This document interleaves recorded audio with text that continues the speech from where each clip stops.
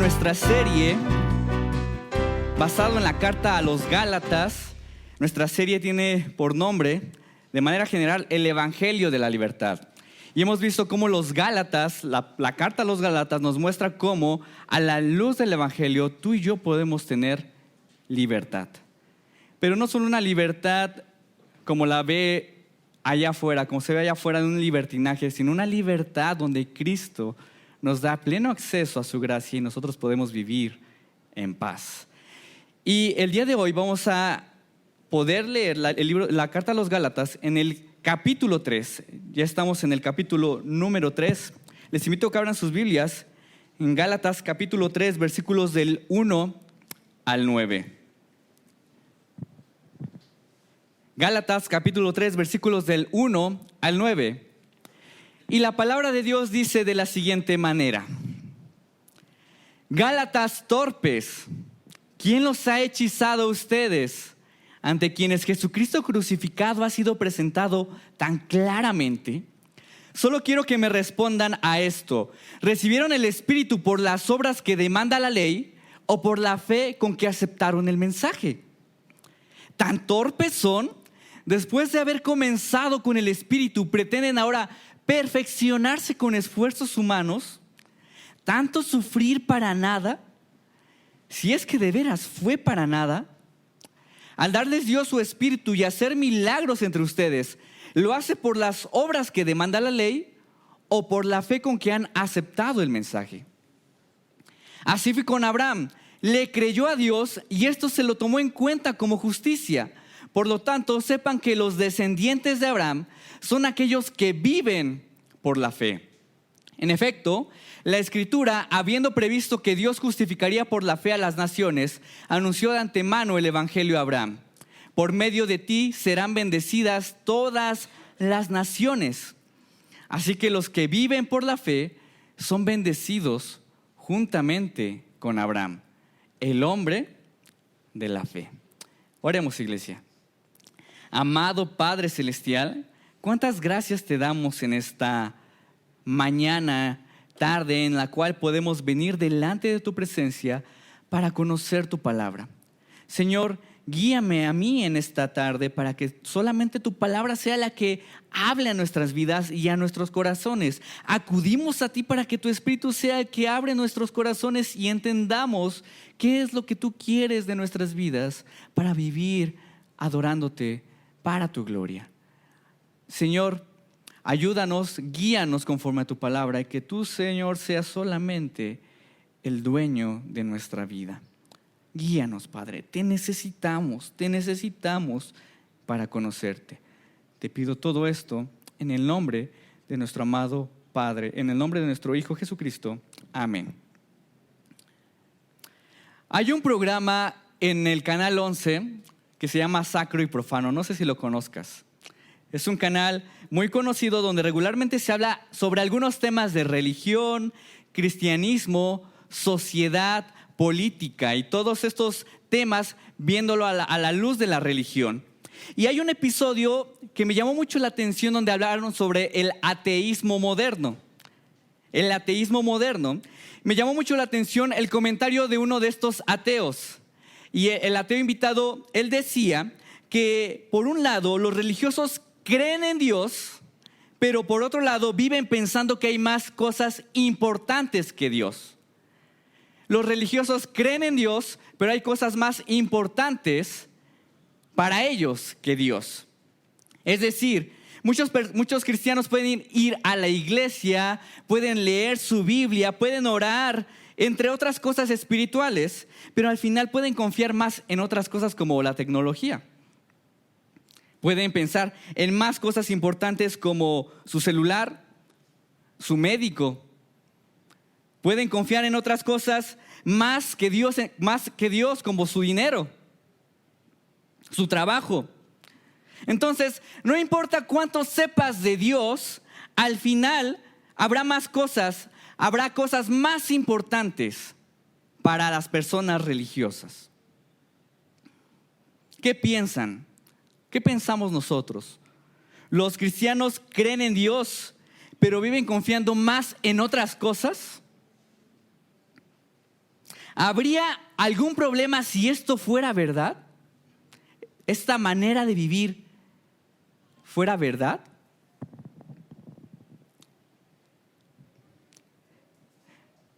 Y esto, aunque no demuestra que el ateísmo es verdad, hay que dejarlo en claro de una vez, aunque esto no demuestra que el ateísmo es verdad, la verdad es que sí, este ateo dice algo interesante y cierto. Muchas veces, como cristianos, podemos aceptar el mensaje del evangelio, pero creer que Cristo es, y creer también que Cristo es tu salvador personal, pero creer que hay cosas más importantes que Dios. Perdón, es que aquí también me atoro un poco. Sí, gracias. Entonces es verdad, podemos creer en cosas más importantes y realmente también pensar que nos dan más seguridad, que nos dan más satisfacción. Y Pablo les va a decir a los Gálatas, ¿saben qué? Vivir de esta manera, vivir de esta forma, es vivir por obras. No es vivir por la fe. Pablo va a decir eso, no, el cristianismo, nosotros como cristianos, vivir el cristianismo es tener fe en el evangelio. Fe en el evangelio, este es el tema del día de hoy, fe en el evangelio. La Biblia constantemente nos habla de que tanto el inicio de la vida cristiana como el recorrido de la vida cristiana es vivir por fe. Y Pablo les va a estar repitiendo esto a los Gálatas, que quieren saber si hay algo más que vivir por la fe. ¿Hay algo más emocionante que podemos agregarle al evangelio? ¿No hay algo más profundo para el evangelio? ¿No hay algo más emocionante? ¿No hay algo más que pueda hacer para tener más seguridad y más satisfacción yo como creyente? Y Pablo va a decir, no hay nada más. La única manera para vivir y crecer en el evangelio es eso, la fe en Jesús. Pero ¿cómo podemos vivir por la fe? ¿No es algo muy contradictorio vivir por la fe? ¿Cómo lo podemos hacer? La pregunta que vamos a contestar es, ¿de qué manera podemos vivir solo por la fe? Y lo vas a contestar a través de 3 puntos. 1, reconociendo nuestra torpeza. 2, renunciando a nuestros esfuerzos. Y 3, fe en la obra de Cristo. Fe en la obra de Cristo. Veamos el primer punto, reconociendo nuestra torpeza. Gálatas 3:1, Gálatas torpes, ¿quién os ha hechizado a ustedes ante quienes Jesucristo crucificado ha sido presentado tan claramente? Pablo es muy duro en esta carta, ¿verdad? Es demasiado duro. Algunas otras versiones traducen esto de Gálatas torpes como tontos, ignorantes. ¿Sí? Es muy duro. Pablo es muy duro. ¿Por qué Pablo les llama de esta manera? Bueno, es que Pablo lo que está diciendo es demasiado directo porque no puede creer lo que le está pasando a estas personas, a la iglesia de los Gálatas. ¿Quién los hechizó? ¿Quién los cautivó? ¿Quién les hizo el coco wash? ¿Quién les modificó todo esto que ustedes iban aprendiendo? ¿Quién les lavó el cerebro? Si yo mismo fui y les presenté a Cristo crucificado, a Jesús, tan claramente Pablo les enseñó a Jesús como si se los hubiera presentado, como si ellos mismos hubieran visto a Jesús crucificado. ¿Sí? Y aún así ustedes lo han rechazado. Es decir, tienen la verdad ahí en su cara, en su frente, en sus narices y no pueden entender.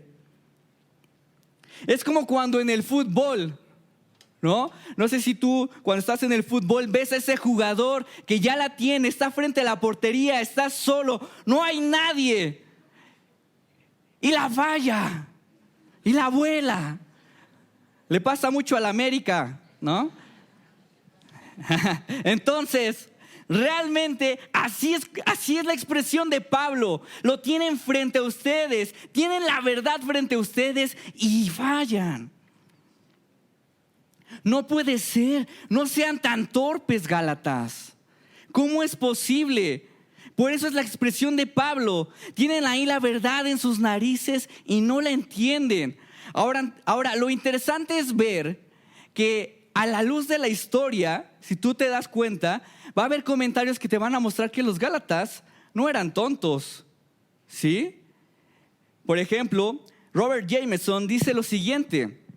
Temistio, filósofo griego, dice que los Gálatas eran naturalmente muy perspicaces en inteligencia.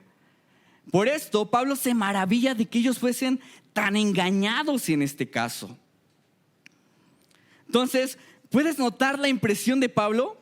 Por un lado, dice, ustedes no creen en esta enseñanza, se les ha presentado tan claramente, ahí la tienen frente a ustedes, frente a sus narices. Y por otro lado, ustedes también son muy perspicaces y aún así rechazaron a Jesús. Aún así, fueron engañados. ¿Cómo es posible? Pero ¿saben por qué los Gálatas, aún con todo esto, fueron engañados? Justamente, el problema de los Gálatas, más allá de un problema intelectual o de una falta de información, es que su actitud torpe viene de un corazón necio. Porque teniendo todo para no ser engañados, aún así se desviaron. La realidad es que los Gálatas son necios, son torpes de corazón. Su corazón no les permite ver lo realmente engañados que están, ¿sí? Pablo también incluso trató este problema del engaño en otra iglesia, la iglesia de los Corintios. Y les dice en 2 de Corintios, capítulo 11, versículos 3. Pero me temo que así como la serpiente con su astucia engañó a Eva, los pensamientos de ustedes sean desviados de un compromiso puro y sincero con Cristo. Puro y sincero con Cristo. Cuando tú vas a Génesis vas a notar que está Adán y Eva, ¿recuerdas? Ellos fueron creados perfectos y si te pones a pensar, hasta ellos fueron enseñados por el mismo Dios. ¿Sí? Fueron enseñados por Él. Tenían todo para no desviarse. Pero la serpiente entra en escena, Satanás, y dice que era astuto y se va directo al corazón de Eva. Directo a su corazón. ¿Qué deseas? Tú puedes ser como Dios. ¿Sí? Puedes ser mejor de lo que eres. Puedes ser más de lo que eres. Y así fue como fue directo a su corazón. Y Adán y Eva caen, comen. Y tú podrías ver a Adán y Eva y dices, igual que los Gálatas, ustedes tenían frente a ustedes, estaba Dios, estaba ahí su presencia, estaban ahí, Él fue quien los instruyó y aún así ustedes rechazan a Dios. ¿Cómo es posible? Y aún así se dejaron engañar. ¿Por qué? Porque su deseo fue mayor que lo que ya conocían de Dios. De la misma manera, aunque los Gálatas tienen la verdadera enseñanza, su deseo de ser mejores, superiores, perfectos, su autojusticia y su orgullo fue mayor. Su deseo de ser más fue mayor. Y es que esta es la verdad, iglesia. Podemos tener bien claras las enseñanzas de la fe de manera teórica, las podemos conocer, pero por la torpeza de nuestro corazón somos muy fáciles de engañar. Somos torpes, fáciles de engañar, fáciles de cautivar. Y no tenemos bien claro muchas veces cuán débiles somos, cuán torpes somos. No importa cuánto sepas, ¿sabes? No importa cuánto conozcas, te van a engañar y te vas a engañar si tú no tienes bien claro la torpeza de tu corazón. Y eso lo podemos ver a diario en muchas cosas de nuestra vida diaria. Muchas veces podemos incluso ser engañados de muchas maneras. A mí me llama la atención cómo hay una serie de cosas en las redes sociales, en internet, un buen de barbaridades que tú puedes ver como terraplanismo o los reptilianos o incluso esta idea de que te sacaban líquido de las rodillas, ¿verdad? Y la gente lo cree. Paradójicamente, estamos en una época donde la información está abierta para mucha gente y paradójicamente la gente está más confundida. Más confundida. ¿Por qué? Porque el deseo de que algo sea cierto, el deseo de creer algo, el deseo de tener yo la razón, pesa más. Pesa más. Pero también como cristianos no estamos exentos a esto. ¿Sí? Me llama mucho la atención cómo hay cristianos que pueden seguir un movimiento político muy contrario a su fe. Muy contrario a su fe. Que siguen un movimiento ideológico muy contrario a su fe. ¿Cómo es que llegaron a ese engaño? ¿No es suficiente ser cristiano? ¿No es suficiente ser cristiano para ti? Y dicen, soy cristiano de izquierda. Soy cristiano de derecha. Soy cristiano feminista, soy cristiano pro aborto. ¿Sí? Soy cristiano, pero no creo en el matrimonio y yo prefiero mejor estar en unión libre. ¿Sí? ¿Cómo llegan a esa idea? La necedad. Y es lo mismo que les pasa a los Gálatas. Tengo fe, pero en mi necedad sigo convencidamente cosas contrarias. ¿Qué es lo contrario de vivir por fe? Vivir por las obras. Y quiero ser cuidadoso con respecto a todos estos temas, pero también quiero decirte la verdad porque probablemente crees que tú vives en la fe, pero realmente tal vez estás siguiendo los deseos de tu corazón. Vives engañado siguiendo los deseos más profundos de tu corazón. Entonces, esta es la realidad. Aunque nos duela, somos torpes. ¿Sí? Somos torpes. Fáciles de engañar. Y si no lo reconocemos, el paso entre vivir por fe y vivir por obras es una línea muy delgada. Una línea muy, muy delgada. Pero también vivir por la sola fe, ya lo decíamos, tiene que ver con reconocer esto y renunciar a todo esfuerzo inútil de autoconfianza, a toda idea de autoesfuerzo, renunciando a nuestros esfuerzos. Gálatas 3, versículos del 2 al 3 dice, solo quiero que me respondan esto. ¿Recibieron el Espíritu por las obras que demanda la ley o por la fe con que aceptaron el mensaje? ¿Tan torpes son? Después de haber comenzado con el Espíritu, ¿pretenden ahora perfeccionarse con esfuerzos humanos? Noten esto. Pablo, en lugar de decir, bueno, sí, iglesia, están bien engañados, no sé qué les pasó, hagan esto para que ya no sean engañados. Paso 1, hagan esto. Paso 2, después hacen esto. Paso 3, hagan esto. ¿Qué es lo que les dice Pablo? Se va al inicio de todo. ¿Cuál es el inicio de todo? El Evangelio. El Evangelio. ¿Cómo llegaron a la vida cristiana? ¿Por la fe o por las obras? Pues por la fe. Llegamos aquí, tú llegaste aquí por la fe en Cristo. ¿Cómo recibieron el Espíritu de Dios? ¿Por la fe o por las obras? Por la fe. ¿Sí? Por la fe. Si llegaron a la fe, entonces, aquí, si llegaron a la vida cristiana por la fe, entonces, ¿cómo creen que se crece en la vida cristiana? ¿Por la fe o por las obras? Por la fe. Por la fe, esa es la respuesta.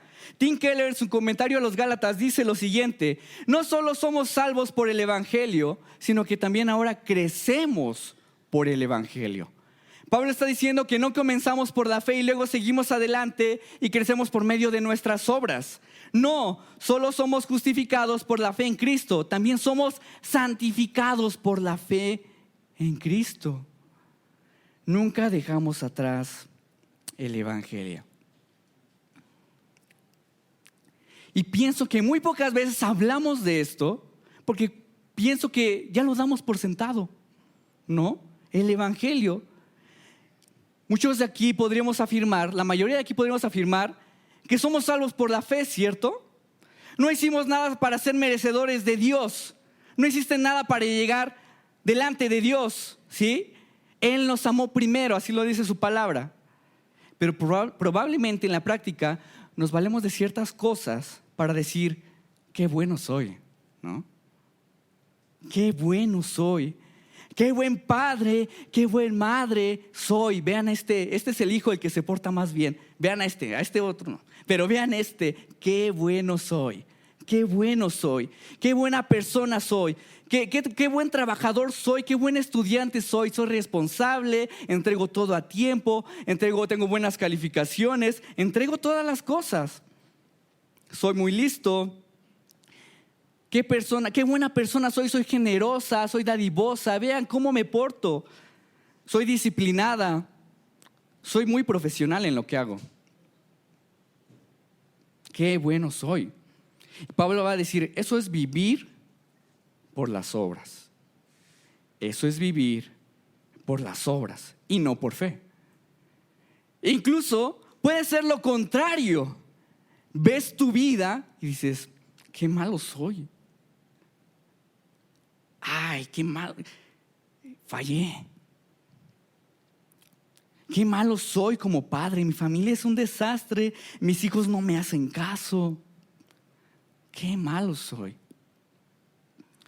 Qué malo soy, no he logrado nada en la vida. No he podido hacer nada de mi vida.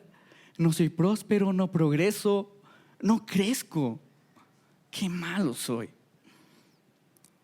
Necesito algo para cambiar mi situación. Necesito no sentir qué malo soy. Necesito hacer algo para cambiar la manera en que me veo. Qué malo soy. Y con esto no estoy hablando de que sea mal ser disciplinado, ser responsable en tu trabajo, tener una buena familia o lograr cosas. El problema es cuando vives para esos logros o cuando vives por esas fallas. ¿Sí?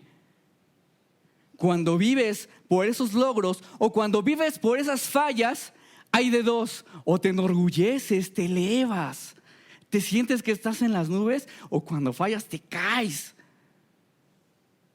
te frustras. Vivir por fe, vivir por obras. En el libro Cuando la gente es grande y Dios es pequeño, ¿lo han leído? ¿Lo conocen? En los matrimonios lo vimos. Es un libro bastante bueno que se lo recomendamos. Y ahí habla acerca de una chica que era una superestrella del deporte.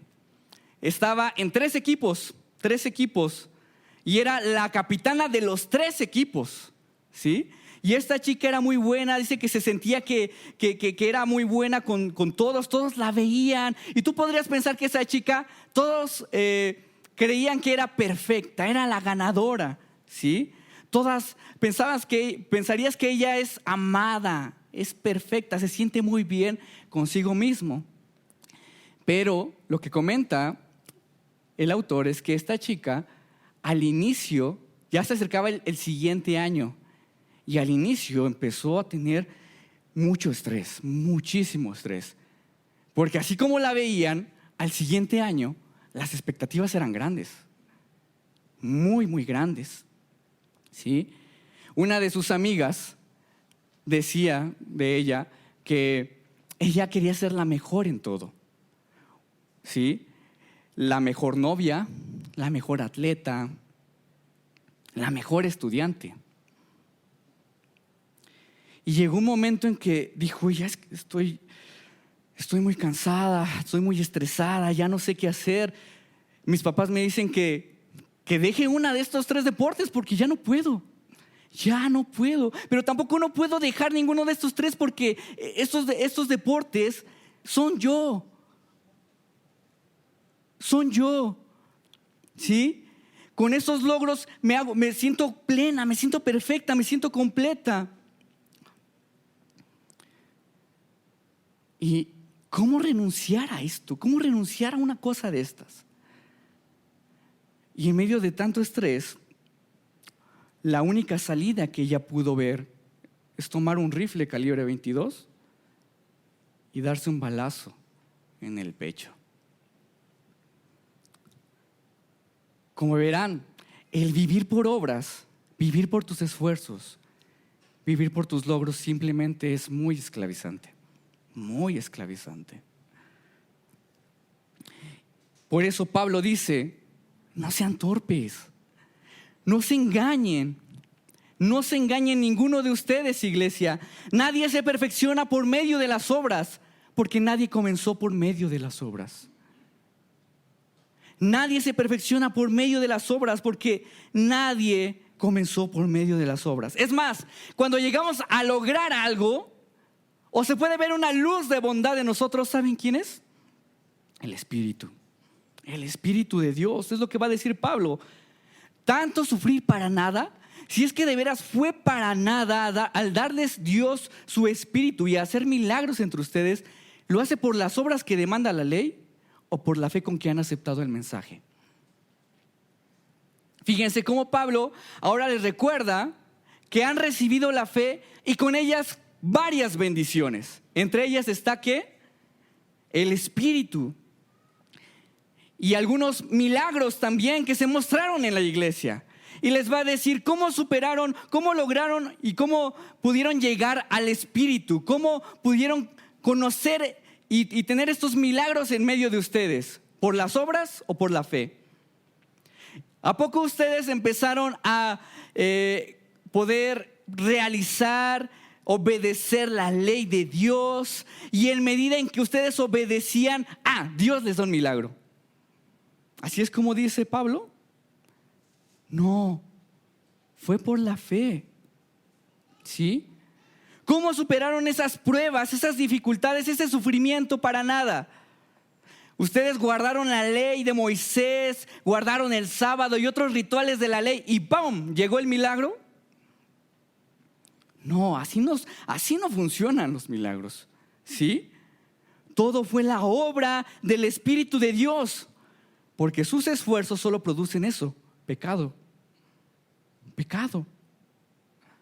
Todo fue obra del Espíritu de Dios que hizo todo por ustedes y ustedes solo lo que hicieron fue confiar en su obra.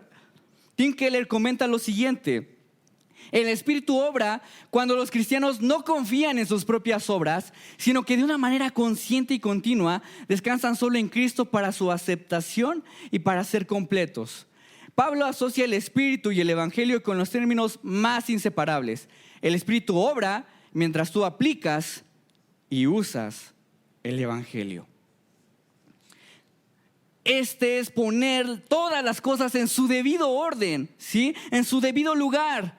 Ponen en todas estas cosas nuestras motivaciones, nuestra fe, las obras del Espíritu en su debido lugar. Si en algún momento alguien nota algo bueno en ti, si en algún momento alguien ve que tú estás creciendo en el Evangelio, tú lo que tendrías que decir es, ¿sabes qué? No soy yo. Gracias a Dios, no soy yo. ¿Sí? Es Dios. Es Cristo. Es por su gracia. De mí no puede salir nada bueno. ¿Sí? Y por ejemplo, de lo contrario, si alguien ve que la regaste, no estás aplicando el Evangelio, estos principios bíblicos a ti y te llama y te dice, ¿sabes qué? He estado viendo esto en ti. ¿Tú qué tendrías que decir? Tienes razón. Ese sí soy yo. ¿Sí? Soy yo. Y es algo que me cuesta mucho, pero el Espíritu Santo está obrando en mí. Ora por mí, por favor. Ora por mi corazón. Y si ves a alguien, algún hermano, ¿sí? Pasando por esto, también piensa esto. Es pecador y el Espíritu está obrando en él. El Espíritu está obrando en él. ¿Sí? es por fe, es por fe. Y eso es vivir por fe y no por obras. Vivir por obras sería pensar qué tengo que hacer para que las personas sigan notando mi crecimiento, que me siga viendo bueno delante de las personas. ¿Qué puedo hacer para verme mejor delante de otros, para verme más maduro delante de otros? ¿Qué tengo que hacer? Eso es vivir por obras. ¿Qué tengo que hacer para que las personas no piensen mal de mí? ¿Qué tengo que hacer para que las personas vean que soy especial? No, vivimos por fe, vivimos por el Espíritu. Como decía Juan Calvino, todo lo malo que veas en mí soy yo mismo, pero todo lo bueno que veas en mí es mi Cristo. Es mi Cristo. Entonces, en resumen, vivir por fe es renunciar completamente a tus obras, a todo esfuerzo inútil. Por más completo, más perfecto que se vea, es Dios quien hace especial a las personas. Es su evangelio. Es vivir por fe, es confiar en que en Cristo ya estamos completos. ¿Sí? Y esto ha llegado por la fe en Cristo que has recibido. Pero si esto no es suficiente para los Gálatas, lo que les va a decir ahora Pablo mata todo argumento, toda acción, toda obra, todo intento de esfuerzo humano. El siguiente argumento es definitivo y es el siguiente: fe en la obra de Cristo. Gálatas 3, versículos del 6 al 7. Así fue con Abraham. Abraham le creyó a Dios y esto se lo tomó en cuenta como justicia. Por lo tanto, sepan que los descendientes de Abraham son aquellos que viven por la fe. Aquí se acabó todo para los judaizantes, para esos falsos maestros que estaban diciendo que era importante hacer obras para poder ser justificados. ¿Sí? ¿Y por qué? Porque aquí habla de Abraham. ¿Recuerdan a Abraham? Abraham para los judíos era el gran modelo de conversión. El gran modelo de conversión al judaísmo. Y Pablo va a decir, ni siquiera este hombre de Dios, ni siquiera Abraham se salvó por las obras. ¿Sí? Ni siquiera él fue aceptado por las obras. ¿Qué es lo que hizo Abraham? ¿Cómo llegó? ¿Cómo fue aceptado?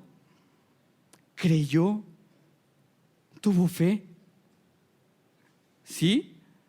Ahora, ¿a qué nos referimos con el creer, el tener fe? ¿Sí? Porque algunos dirán que la fe puede también ser un acto de obediencia, ¿no? Es decir, Abraham creyó esto y como condicionante, ahora sí viene justificación, ¿no?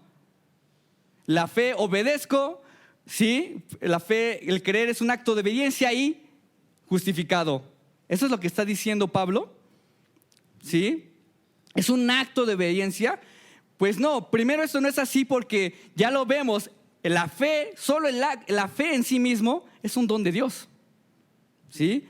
Romanos 5:1. Y en segundo lugar, la fe es contada porque es la confianza de que Dios cumplirá el propósito de Abraham. El propósito de Dios en Abraham. Esa es la respuesta. Dios cumplirá su promesa de salvación y no nosotros, y no Abraham. ¿Sí? Tim Keller lo muestra así para que podamos aclararlo un poquito más. Así que, ¿qué significa vivir por la fe como Abraham? En primer lugar, él nos muestra que la fe salvadora es creer la promesa del evangelio. No es fe vacía, es creer en la promesa del evangelio. Le creyó a Dios y esto se lo tomó en cuenta como justicia.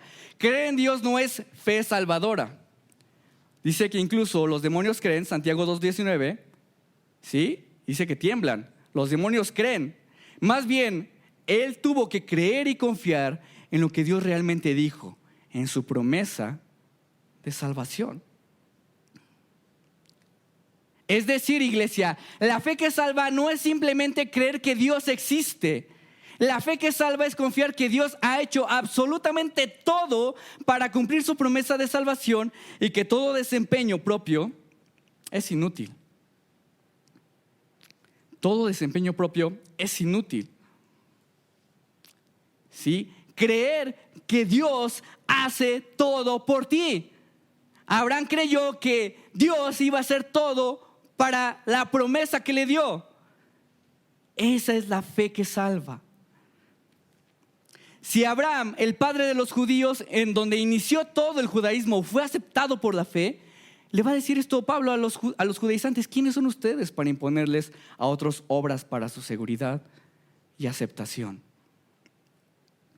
Si el padre de los judíos creyó y fue salvado, creyó en la promesa de salvación y fue salvado, ¿por qué ustedes le ponen a otros obras para salvarse? ¿Por qué ustedes les imponen a otros obras para aceptarlos? No somos nadie, ustedes no son nadie, yo no soy nadie. Y complementa: a todos los que creen son descendientes de Abraham. Todos los que creen son descendientes de Abraham. Y esto es un escándalo para los judíos. ¿Cómo es posible que solo los que creen son descendientes de Abraham? Nosotros somos los que sí seguimos la ley. Nosotros sí obedecemos, somos los que guardamos la ley. Nosotros somos los verdaderos descendientes. Ellos no. ¿Ellos qué han hecho? ¿Qué han hecho para ser descendientes?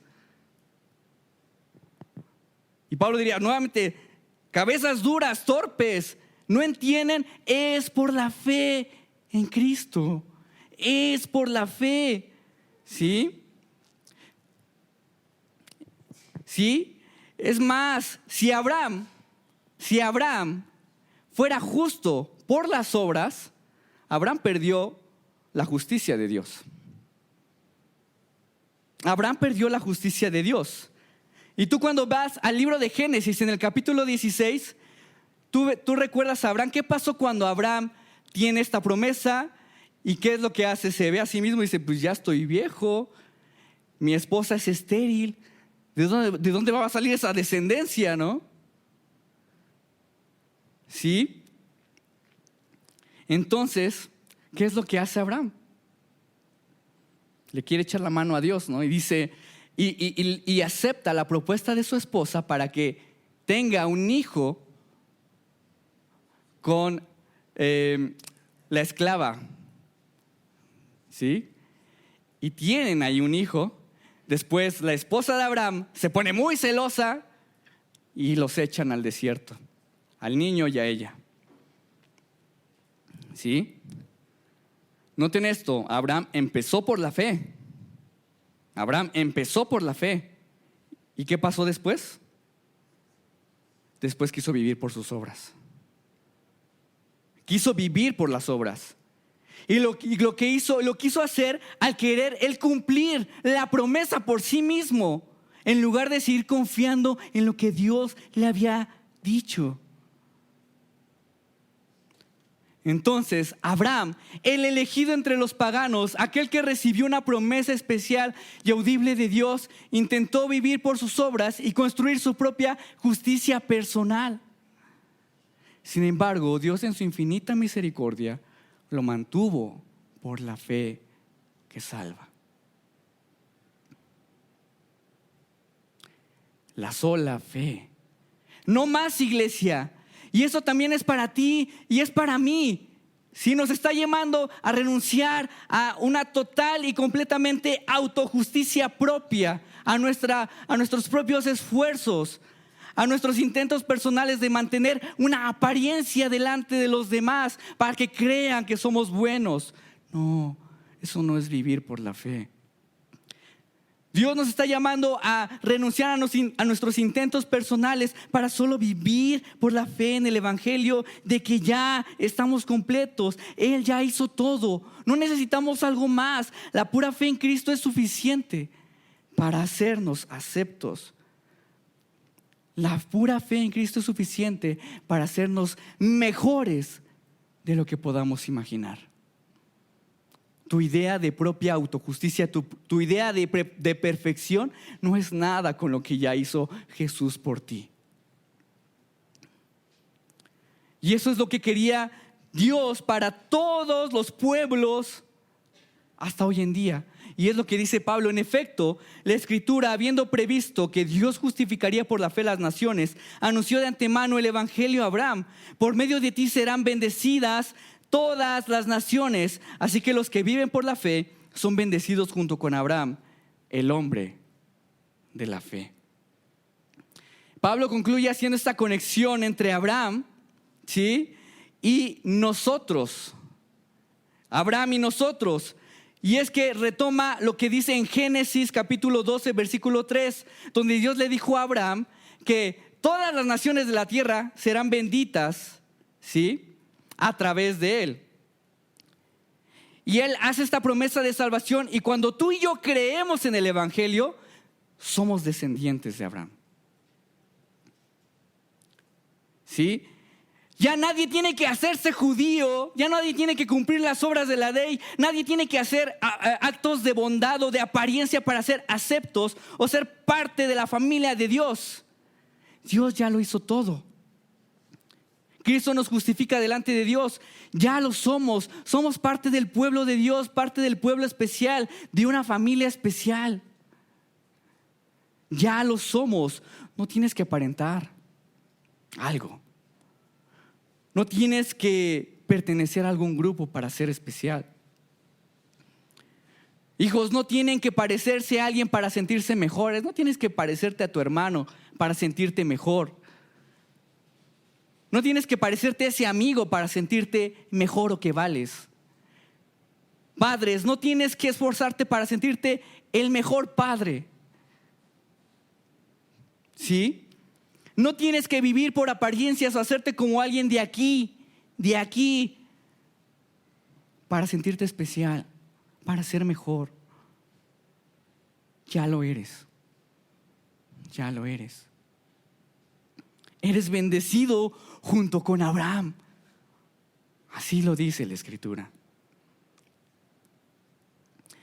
Quiero contarte la historia de Andrés, ¿no? Andrés, él era un niño de 11 años y fue abandonado por su familia en una casa hogar desde muy pequeño. Y él recibió la noticia de que iba a ser adoptado a sus 11 años. Para él fue la mejor noticia, porque a esa edad muchas personas no quieren adoptar a niños grandes, ¿sí? La mayoría opta por más pequeños, pero él ya tenía 11 años y no era muy común. Sin embargo, Andrés estaba muy feliz, muy contento, pero cuando llegó a su casa, no solamente se dio cuenta de que tenía padres nuevos, también tenía hermanos nuevos, ¿sí? Y se encontró con su hermano de 15 años. Él era el mejor deportista de béisbol en su escuela y era muy bueno en otros deportes, ¿sí? Todos lo veían y querían ser, y él quiso y dijo: yo quiero ser como mi hermano Andrés, ¿sí? Y empezó a darle a los deportes, pero pues ahí fue cuando le detectaron asma y le dijo: vaya a los deportes, no, esto no es para mí. Y también tenía otra hermana. Su hermana tenía 18 años y era muy buena en la escuela estudiando, hacía muy bien sus tareas, y para ella todos creían y pensaban que ella tenía la universidad, la mejor escuela de la universidad, ya garantizada, ¿sí? Y él quiso ser igual y quiso también ser como su hermana, pero dado que en su infancia no pudo tener una educación muy consecuente, muy consecutiva, pues estaba muy atrasado. Y se frustró porque no pudo ser como ninguno de ellos. Y dijo: no merezco estar en esta familia. No soy especial. Andrés se frustró y cada noche lloraba porque no estaba a la altura de su nueva familia. No estoy a la altura de mi hermano, no estoy a la altura de mi hermana. Y un día sus papás lo vieron llorando ahí en su cama. Andrés, ¿por qué lloras, Andrés? ¿Qué pasa, Andrés? Y él decía: es que no soy bueno, soy muy malo como hijo. No puedo ser igual de bueno que mi hermana, no puedo ser igual de bueno que mi hermano. No merezco ser parte de esa familia. No soy especial como ellos. Y sus papás, abrazándolo, en ese momento le dijeron: hijo, ya eres especial para nosotros. Ya eres muy especial, no tienes que aparentar ser alguien para que te amamos, ya te amamos. No hiciste nada para estar en esta familia, no vas a hacer nada para que no seas parte de esta familia después. Ya te amamos, ya te amamos. No tienes que igualar a tus hermanos, ya eres parte, ya eres nuestro. No hay nada que puede cambiar eso, hijo. No hay nada. De la misma manera, tú y yo, así somos con Dios. No hay nada que puedas hacer. Ya somos parte de la gran familia de Dios. No tienes que igualar a nadie para ganarte el amor de Dios, para ganarte el amor de alguien más. No tienes que guardar apariencias para sentirte más bueno de lo que eres. Ya lo eres. No tienes que vivir esforzándote para validar que eres especial delante de los demás, delante del mundo. Ya lo eres en Cristo. Eres parte de Él. La pregunta es, iglesia, ¿lo crees? ¿Lo crees? ¿Confías en eso? ¿Confías que eres más especial de lo que podrías haber imaginado en Cristo? ¿Lo crees? Vívelo. Vívelo. Vive por la fe. ¿Confías en esto que dice tu Señor y Salvador? Vívelo. Vívelo. Renuncia a esa vida de esclavitud por méritos humanos. Renuncia a esa vida de esclavitud y confía en la promesa de salvación. Ya lo eres. Vívelo. Vívelo, iglesia. Y si tú aún no lo crees, déjame decirte que Dios se ha acercado a ti y en la cruz del Calvario haya mostrado esa gran reconciliación para que tú seas parte de esa familia. No hay nada ninguna pared que pueda hacer que podamos acceder delante de su presencia. Él ya lo pagó en la cruz. Tus pecados, mis pecados, ya los pagó en la cruz. No hay nada. Y tú puedes ser parte de esta gran familia. Eres amado. Somos elegidos. Eres parte de una familia muy especial. Iglesia Cordero de Dios. Oremos. Amado Padre Celestial, te damos muchas gracias por este tiempo. Ciertamente, no hay nadie aquí que no viva por obras. Yo he vivido por obras. Yo he sido engañado muchas veces. Todos aquí hemos sido engañados, Padre. Pero tú nos mantienes por la fe en Cristo Jesús. No hay nada, Padre. No hay nada, Señor. No hay nada que podamos hacer para perfeccionarnos. Gracias, Padre, porque no es así, sino en Cristo somos perfectos, somos salvos, somos amados, somos elegidos, somos parte de esta gran familia, bendecidos junto a Abraham, Señor. Gracias, Padre. Perdónanos por ser incrédulos, no vivirlo, Señor. Y gracias, Señor, porque a pesar de eso, aquí estamos. Por el Espíritu, no por las obras. Gracias, Señor. Te lo pido, todo esto, en el nombre de tu Hijo amado, Cristo nuestro bendito Salvador.